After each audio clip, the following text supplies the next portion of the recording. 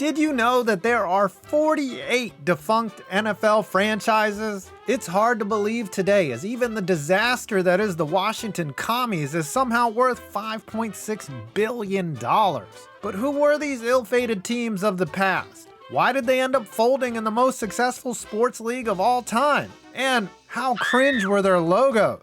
Let's find out. Every defunct NFL franchise is coming up right after this. Fall has apparently happened, just like your football team in the standings. Your family is probably sick of hearing you yell at your TV because your team sucks, but I have a solution to that. Give them all Raycons. Unlike your team, everybody wins. Raycon's wireless earbuds, headphones, and speakers offer premium sound, useful features, and an almost custom comfortable fit, and up to 54 hours of battery life. And hey, we're all on a budget this year, so you gotta love that Raycons start at half the price of other premium audio brands. Hey, why not just knock out the whole family while you're at it? Just like your team has been knocked out of the playoffs. You can shop Raycon's holiday bundles and get up to 30% off. I like the Duo bundle. You can buy 2 everyday earbuds and save 30%. Go ahead, get a pair for yourself. So after this video, go to buyraycon.com/5 points from the link below and use code EARLYBF to get 20% off site-wide. Or save even bigger and get 30% off Raycon's exclusive holiday bundles. There will also be different deals coming out throughout the season, and I'll try to keep the description box updated with the latest offers. But just so you know, you can always go to buyraycon.com/5 points to get the best deals available on Raycons. Bookmark it now. Thank you to Raycon for supporting this channel. Now, back to the video. 1 year or less NFL teams. The Detroit Heralds/Tigers, Detroit, Michigan, 1920. A predecessor to the Detroit Lions, the Detroit Heralds joined the APFL, which would become the NFL in 1920. Just note, throughout this video, the APFL will be synonymous with the NFL. They went 2-3-3 and were then absorbed by the Detroit Tigers baseball team. Apparently none of the players got paid because they were football players, and they folded in 1921. Chicago Tigers, Chicago, Illinois, 1920. The Tigers played their one and only season in 1920 and became the first NFL franchise to fold. They went 2-5-1. Allegedly, this team bet the RACINE Cardinals to rep the city of Chicago, and they lost, forcing them to leave town like some old Western. Though that story is likely just made up, as the Tigers played 2 more games after that alleged wager. Washington Senators, Washington, D.C., 1921. This team operated independently as a club until 1945, but did play 1 year in the NFL. They went 1-2 and had a controversial forfeit due to the field in Rochester, New York being unplayable.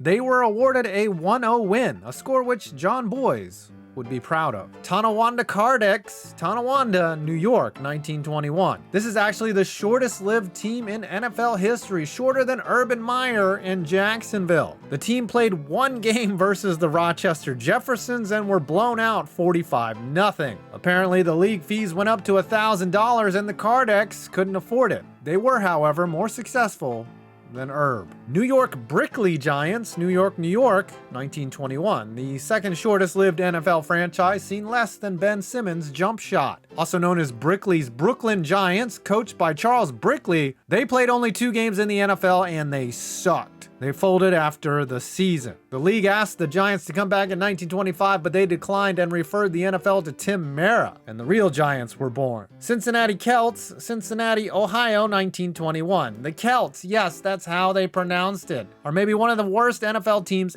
ever. They got outscored in their one season, 117-14, and had only 1 win against the Iowa Hawkeyes. Just kidding, it was the MUNCIE Flyers. The team had poor attendance and folded in 1922. St. Louis All-Stars, St. Louis, Missouri, 1923. This team was formed about a month before the 1923 season, and boy did they name the squad about as correctly as the anti-inflation bill. The team immediately lost money because they sucked, going 1-4-2. The franchise was sold back to the NFL and disbanded. Kenosha Maroons, Kenosha, Wisconsin, 1924. Oh cool, Kenosha is on here for something other than what you've heard about lately. The Maroons are believed to have come from Toledo after the league ordered them to shut down, but the town had high hopes for the team. Too bad they were a bunch of Maroons and they lost their first 2 games and never recovered. Poor attendance led to the team's demise and they finished 0-4-1. Los Angeles Buccaneers. Los Angeles, California, 1926. Man, it seems like football in LA has been a struggle for nearly 100 years. The LA Buccaneers were a traveling team that was actually based out of Chicago but played a couple of exhibitions in LA and San Francisco.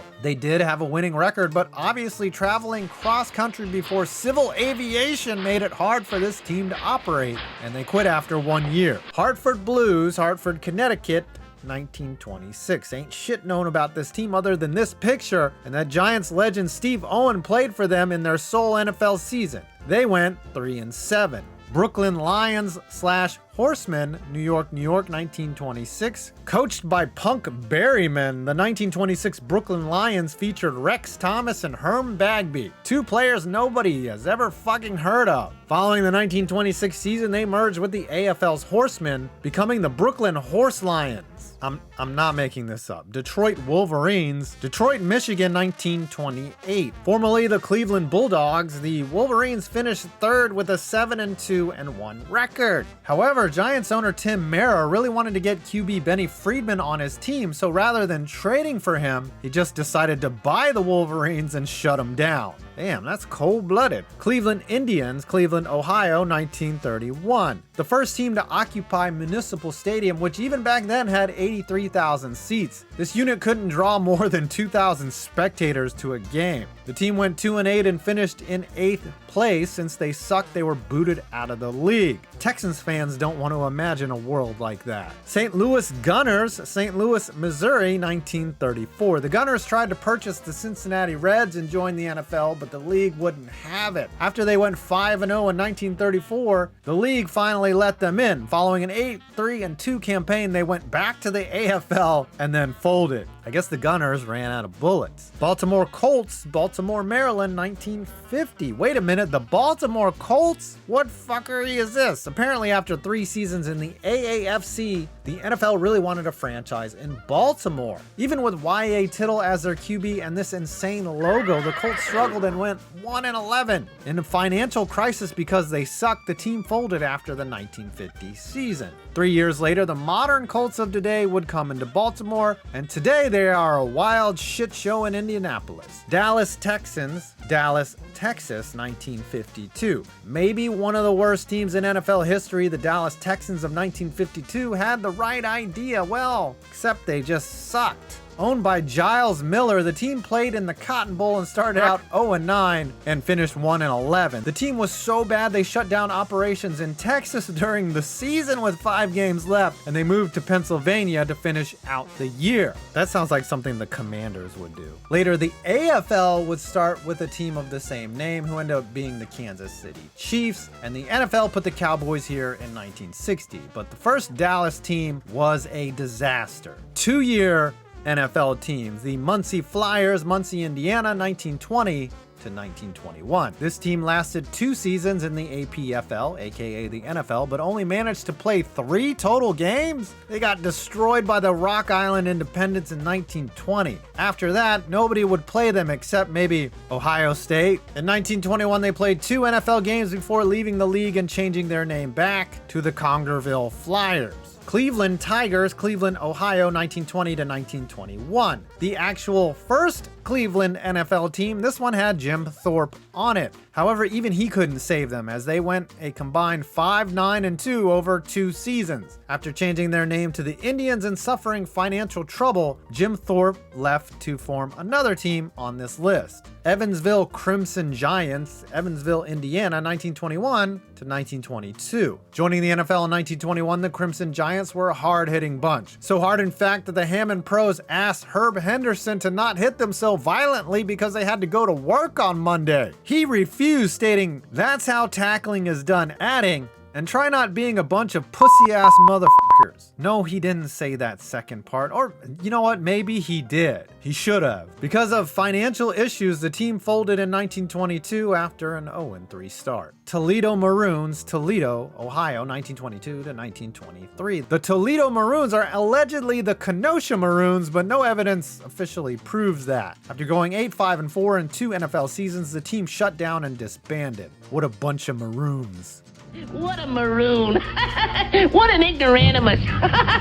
The Oorang Indians, LaRue, Ohio, 1922 to 1923. Now, this team is probably one of the most interesting short-lived franchises in NFL history. This was the team founded by Jim Thorpe, and they really didn't have a base of operations. They just kind of traveled around, loosely based in the tiny town of LaRue, Ohio. The Oorang Indians were actually a big draw, and they had a sponsor in the Oorang Dog Kennels. Thorpe, who was Native American, recruited many other Native Americans to be on his squad, and the overall branding made them a huge attraction. They also invented the halftime show with dogs doing tricks. Unfortunately, the 1923 team sucked, and even though they were a crowd pleaser, ultimately, just like Thursday Night Football on Amazon, they were a gimmick and the team folded. Detroit Panthers, Detroit, Michigan, 1925 through 1926. Another failed Detroit franchise. This one was started by future Hall of Famer Jimmy Conzelman. The team performed poorly and Conzelman left to join the Providence Steamrollers.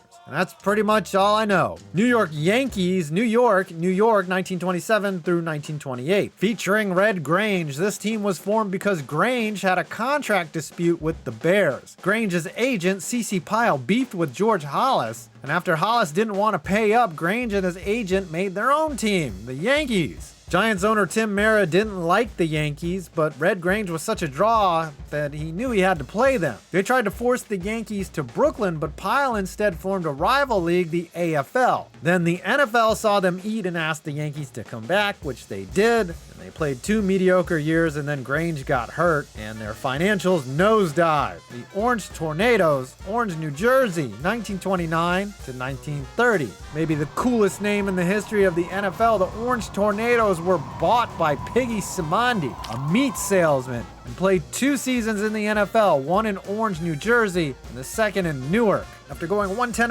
in 1930, the Tornadoes lost steam and left the league, but continued on as a club until 1970, ultimately in the CFL as the Orlando Panthers. That's crazy. Cincinnati Reds, Cincinnati, Ohio, 1933 through 1934. The different Reds, these ones also played in Crosley Field, but were kicked out of the league because they couldn't pay their league dues. They also went 0-8 in 1934, and the team was shut out in over 66% of their games. Sounds like the real Reds. 3 to 5 year NFL teams. Kansas City Blues / Cowboys, Kansas City, Missouri, 1924 to 1926. The KC Blues changed their name to the Cowboys in 1925, but were then bought by the Cleveland Bulldogs, who were sold to the Detroit Wolverines, and ultimately bought by the New York Giants after being passed around more than your mom. Though the NFL views these all as different franchises.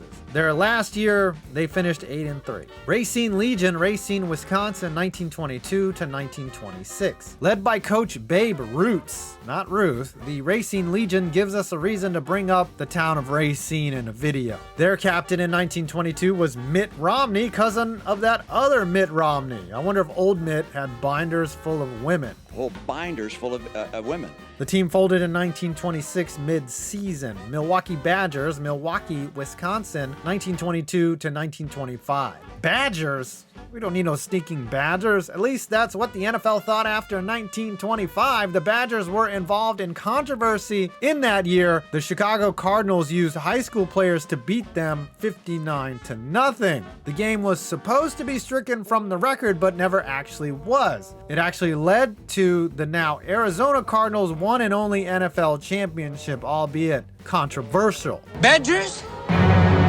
We don't need no stinking Badgers! Duluth Eskimos, Duluth, Minnesota, 1923 to 1927. The movie Leatherheads is partially based on the Duluth Eskimos. That's all there is that's noteworthy of this small town team that lasted 5 seasons, with 4th place being their best finish in 1924. Why don't you just go watch the movie? Cleveland Bulldogs, Cleveland, Ohio, 1923 to 1927. Originally named the Cleveland Indians, but not the other Cleveland cancels on this list. The Bulldogs are the first team on this list to have won an NFL championship, which they did in 1924. Interestingly enough, the Bulldogs ended the season with the best record, making them them the champion. The Chicago Bears challenged them to a game and won 23-0, but the league voted to keep the Bulldogs the champ, invalidating the game. Imagine voting for the champion. That sounds like a dumb system. The Bulldogs went under after the 1927 season. Pottsville Maroons, Pottsville, PA, 1925 to 1929. Now here's a team that won an NFL championship,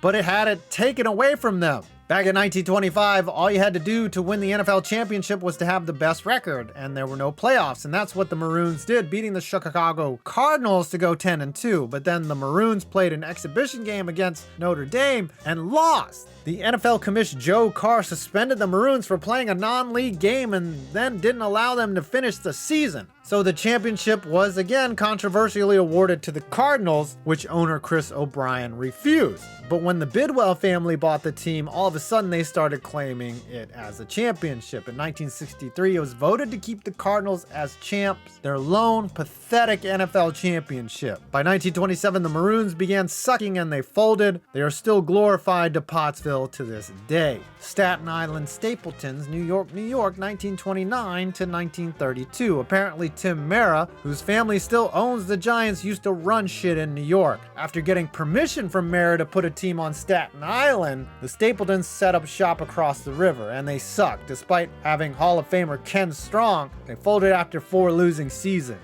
The New York Yanks, New York, New York, 1949 to 1951. Originally the Boston Yanks, the New York Yanks played in Yankee Stadium and had Art Donovan, Doak Walker, and Bobby Lane. Despite mild to no success, nobody came to their games, and the team was dismantled and most of it sold off to the eventual Dallas Texans. 6 to 9, nice year NFL teams. The Rock Island Independence, Rock Island, Illinois, 1920 to 1925. You might have heard of this squad. They declared themselves champions of the world in 1919, a year before the APFL/NFL was formed, and they are alleged to have hosted the very first NFL game in 1920 at Douglas Park, though this is refuted. They played in the NFL for 6 years, but made a fatal mistake when they joined the rival AFL in 1926. Attendance waned and the team died. Nowadays, a club in Rock Island keeps their memory alive and wears their vintage uniforms. That's pretty cool. Rochester Jeffersons, Rochester, New York, 1920 to 1925. This team was not moving on up, as they have the distinction of being one of the worst NFL teams ever. After joining the NFL in 1920, they finished 7th, but from 1922 to 1925, they didn't win a single game, in a streak that would make even the Cleveland Browns wins. The team was losing so much money, the owner had his house foreclosed on. That's rough. Your team is so bad you lose your house? Louisville BRECKS/Colonels, Louisville, Kentucky, 1921 to 1926. Another shitty team. This one lasted 4 NFL seasons and put up 1 measly win in their entire existence. The team folded up in 1926 and no major sports leagues have returned to Kentucky since. And this one barely counts. Hammond Pros, Hammond, Indiana, 1920 to 1926. Although not a winning team on the field, the Pros, who were more or less amateurs, were groundbreaking in terms of civil rights. 6 of the 9 African-American athletes of the era played for the Pros, including the first ever black head coach Fritz Pollard and successful music producer Mayo Williams. After 7 below-average seasons, the team was contracted by the league in 1927. Columbus Panhandles/Tigers, Columbus, Ohio, 1920 to 1926. This was future NFL Commissioner Joe Carr's team until 1922, when the Panhandles were sold and became the Columbus Tigers. This team also claims to have played the first NFL game in 1920. The team featured the Nesser brothers and the guy with the coolest name ever, Jack Sack. After going 1-6, the team folded in 1926, but Jack Sack's badass name lives on. The Canton Bulldogs, Canton, Ohio, 1920 to 1926. A founding member of the NFL, the Bulldogs are credited with being a popular draw, which helped spread the game of professional football across the Midwest and the nation. From 1922 to 1923, they went undefeated and won back-to-back NFL championships, one of which was in Cleveland because the team was actually losing money. They came back to Canton in 1927, but the losing had set in and the NFL cut them. Now you can see a lot of their branding in Canton during the Hall of Fame game. Akron Pros, Akron, Ohio, 1920 to 1926. The very first NFL champions